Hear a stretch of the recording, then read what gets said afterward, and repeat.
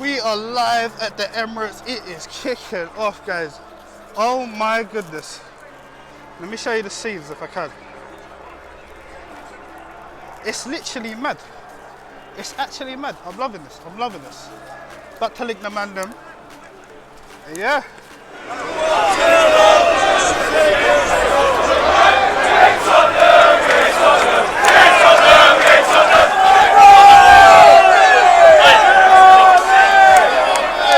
Hello, big.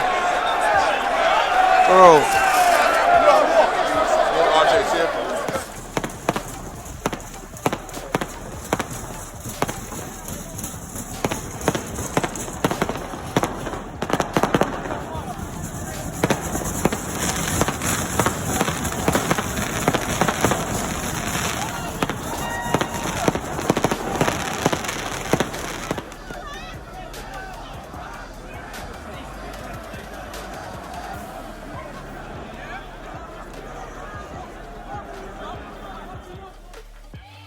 What is going on, people? Ryan with AC here with basically the fallout of the protests, and of course we will touch on that travesty of a game.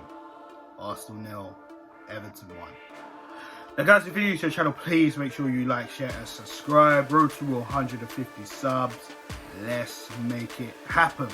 So let's start with the positives. The turnout for the protest was unbelievable. I was so glad to see so many Arsenal fans turn up, let their voices be heard, and literally just show the unity. Now let's be honest, guys, online or just in general, there's a lot of Arsenal fans that don't really get along with each other. That winds me up a lot because we always think we know what's best for the club. We all have our opinions and stuff like that on other things as well. But personally, it was an absolutely beautiful thing for me to see so many of the fan base united. And I know there would have been a lot more people that could have came, but obviously circumstances and etc. withheld them from coming, But at the end of the day, what a turnout. I mean, it was... it was so many people at the stadium. I mean, KroenkeOut songs, just Kroenke songs, and just getting at the police because they tried to break things up. And obviously, Arsenal fans weren't having it, of course. But to see, my YouTubers, my guys, shout out M5. Shout out Albert JTV as well, my boy Albert. Shout out Miguel. Shout out Cash. You know what I mean? Shout out everybody. I even met Turkish. Shout out to him. Shout out to Libs from Air TV as well. I mean, it was beautiful. It was such a beautiful thing. But you know what, guys? We got to keep the pressure on. These owners are not going to just look at it and be like, oh, yeah, well, whatever. We have to keep going. We have to keep going. Let our voices be heard. Keep sharing photo images online if you were at the protest, the next protest, and the one after that, wherever it takes to get the message across for these owners to sell. Because after that fans forum crap, not even really a sincere apology. Not like I would have accepted it or anything, but I mean, it wasn't even sincere. And could you even call it an apology coming from Josh Kroenke? And some of the comments and quotes are just goes to show how frustrating it is why these guys are here. But, like I said to you before, and I say it again, we have to keep fighting. Spread that message, get that hashtag out. Every tweet that you tweet, you can even write good morning, hashtag KroenkeOut. We need to keep fighting. It's as simple as that. But let's address the elephant in the room. Arsenal. I mean, for such a beautiful day, and everybody knew the protest was going on. That's why the team arrived there early, because we all saw what happened at Stamford Bridge, you know, the night they were playing Brighton. And ultimately, of course, Chelsea, Man City and everybody else started to pull back out of the whole Super League. And the team bus for Chelsea was getting blocked, and Petr Cech had to come out there, swimming between Chelsea fans, you know, basically trying to get them fans, you know, we're going to sort things out, but as well as that, like, let the players through. We saw that, right? That's why Arsenal players had to come early, and etc. We even saw Bellerin and, you know, the fans. Yeah, well, we all know what happened with that. When Bellerin was standing out there waving to the fans, we all saw what happened with that. Boy. But, but listen, all I can do is laugh because you'll cry. I mean, what a poor performance from the Gunners. Yet again, another league defeat at home, another record broken. Arsenal have not lost to Everton at home since 96, right? Since 1996, okay? But Everton haven't done the double over Arsenal since 1986. I mean, how many more records are we going to break this season? Arsenal ain't done the double over a team this season other than Sheffield United. Do you know how poor that is? That is awful. Absolutely awful. I mean, let's just get into the game itself, because like I said, I didn't see all of it, guys. I'll be honest with you. I only saw as much as I could stream, but I didn't really want to watch the game again. I couldn't. The lack of movement that much. I didn't see that much movement. I just saw Arsenal just not trying to take chances that came to them. 10 attempts. I remember 10 attempts, and you know, hardly on target. Everton hardly had any target either, and they still managed to score. And we will talk about that. But we saw some decisions, again, some really, really crappy decisions go against us. Pepe, was he offside? No, he wasn't offside, but we saw that. And VAR strikes again. But I always say it, I want to be in a position where we're not blaming VAR for not winning the game. We need to be scoring goals and doing better in the final third, and you know, maybe blame VAR later if we're 2-0 up, 3-0 up, whatever. But no, that's just not the case. That's just never the case, is it? No. That's never the case. It's got to the point where I can actually admit, you know what, forget the season. I can't be asked for the league season. I really can't be asked. I've been saying this, you know, previous episode after previous episode on the channel. You know, if we could do this, if we could do that. What am I dreaming about? What am I dreaming about? What am I thinking? I'm too naive. This team is too inconsistent for my liking. 1 minute we play okay on Thursday, come back in the league and it stinks.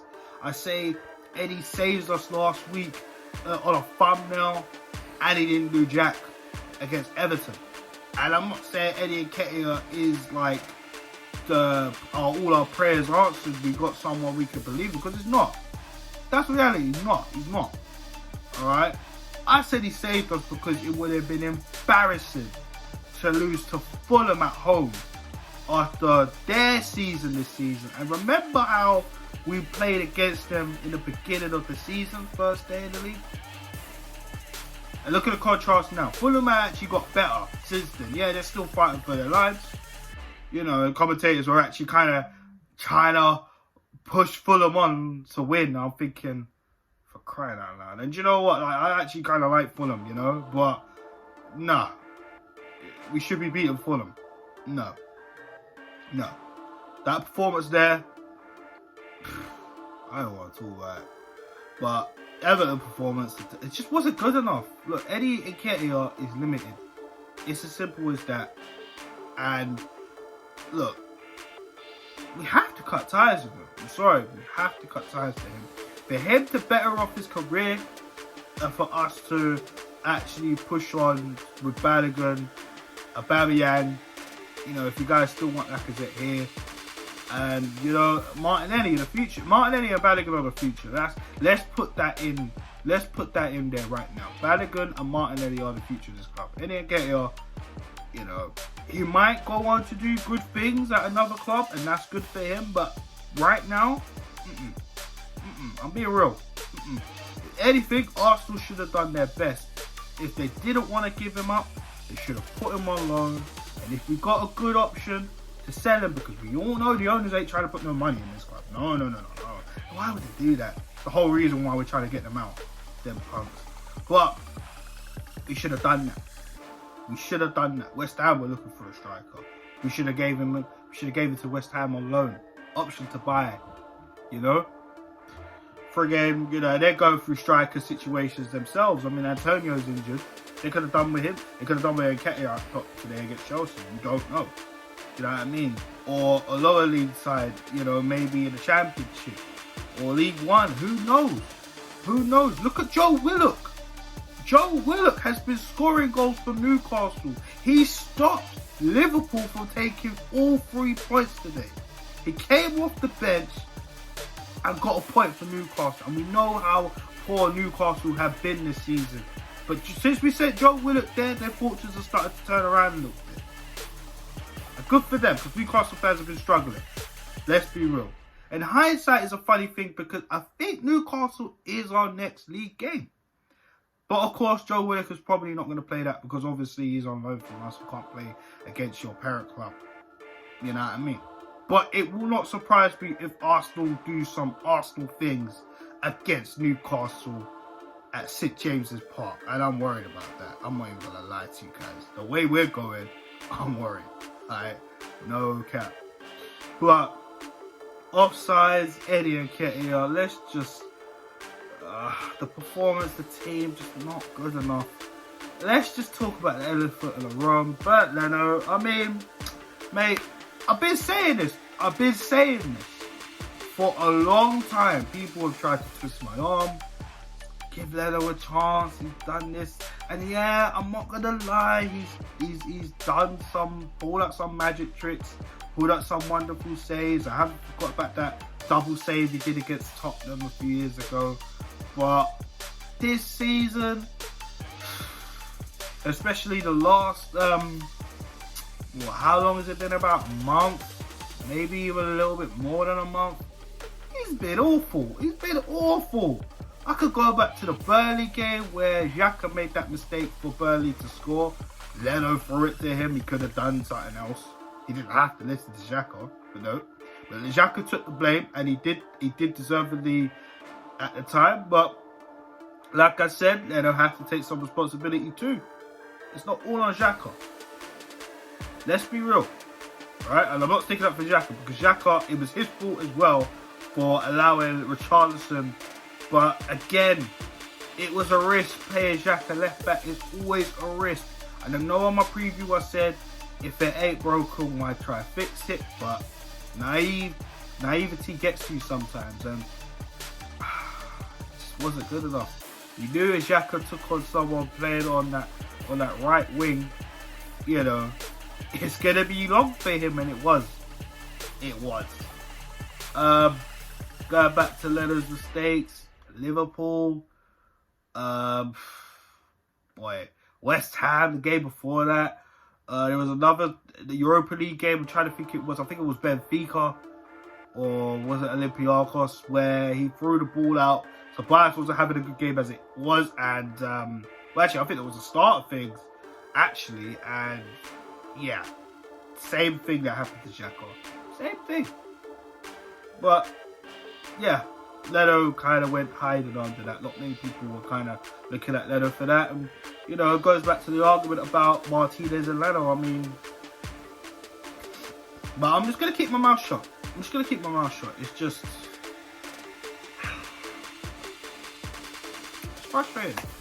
It's frustrating. Arsenal Football Club selling Martinez to Aston Villa. Keeping Bert Leno. Realistically, we should have just kept both. We should have just said, Leno, you fight for your place back. Not give him his place straight back and then sell Emi Martinez. But then again, when you got owners who don't invest in the team, who don't give the manager any money, then this is what you get. We have to sell. Joke. Absolute joke. Alright, for me, as far as I'm concerned, my judgment on Leno still stands. Not good enough. Leave me know your thoughts in the comment section. This is my personal opinion.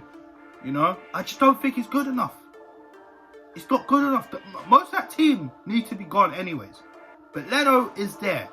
Now that's another option we've got to be looking at. Goalkeeper. And we just sold one to Aston Villa.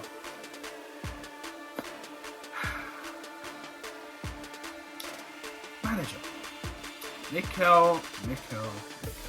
I mean, I've gone on record and said, listen, I'm not sure. After Burnley, I said, boy, I'm bloody hell definitely not sure about you. You know?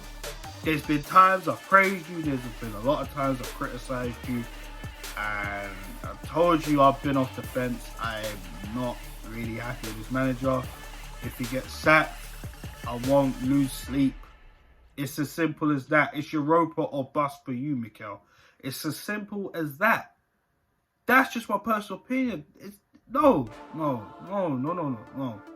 I'm sorry. For me, Arsenal manager Mikel Arteta, for me, you gotta go. Look, I know a lot of people are gonna get at me and be like, oh yeah, but what can you do with the tools, this, that, and the third? But I'm sorry. Where are we in the table? 13 league defeats this season. That team should be doing a lot better than 13 league defeats at home. The substitutions are always at the same bloody time. And we got Wenger for that. And Wenger was a legend. He had merit in the bank. Lots of merits in the bank. But after a while, it got to a point where it was like, alright, cool, listen. You know what I'm saying? Mikel Arteta, it was always going to be a risk. But I can't back you no more. I can't. But let's not turn this into Arteta out for, like, you know, protest-wise. Because it's KroenkeOut. Kroenke hired him. They hired him. So they are much to blame for this. Arteta took this job because it was a big opportunity. Let's look at that. And that's just what it is. I don't have a personal agenda against Mikel Arteta as a person. I'm sure he's a nice guy. I'm sure he is. But to manage Arsenal, no. It's way too soon to throw yourself in as Arsenal manager. You should have managed at a lower side club. But again, these owners don't want to spend the top dollar to go and get someone with experience and that demands respect. Because some of these players, I don't think they respect Mikel Arteta. That's just my personal opinion. Maybe some of the youngsters do, but maybe some of the youngsters are like, well, Martinelli, Balogun.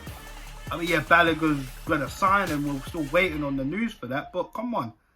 Why are you not giving a guy a chance in the league, bro? Aubameyang and Lacazette are out and Eddie's not good enough. Martinelli, what's he got to do to start a game in the league? Yeah, Sheffield United, okay. But come on, Everton. Come on, man. I've had enough. And that's just my personal opinion. If you don't win the Europa League, you gotta go. You definitely gotta go. My feelings is you gotta go anyways, but if you don't win the Europa League, you definitely gotta go. Because Europa League buys them a little bit of time. It's as simple as that. It does buy them a little bit of time, but I see more rubbish like I have this season than buy Pink 45. That's my personal opinion. But I'm gonna start raging, guys. VAR, Arteta, Eddie Nketiah, Leno. Just leave me alone. Just leave me alone. On to the next one, and it's good evening on the next one, isn't it? Yeah. Guys, we're going to do the match preview for that, so stay tuned to the channel, of course. I want to, again, thank you all if you made it this far in this video, of course. So, got a little bit long, but thank you for checking this video out. Let me know your thoughts in the comment section below on the game, on the protest, and are you going to make the next protest, guys? Let me know your thoughts as well below. And, yeah, who was your man in the match if you have one? Personally, I don't have one. I'm being honest. Worst than the match, I think we all know who that is. I mean, come on. Unless you got a different opinion, let me know below. But that's just me. That is it for this match reaction / KroenkeOut protest response and reaction. More so reaction. I don't know why I said response. Excuse me. But yeah, guys, I'm out. Have a good evening. And of course, road to 150 subs, guys. Let's get it. Peace.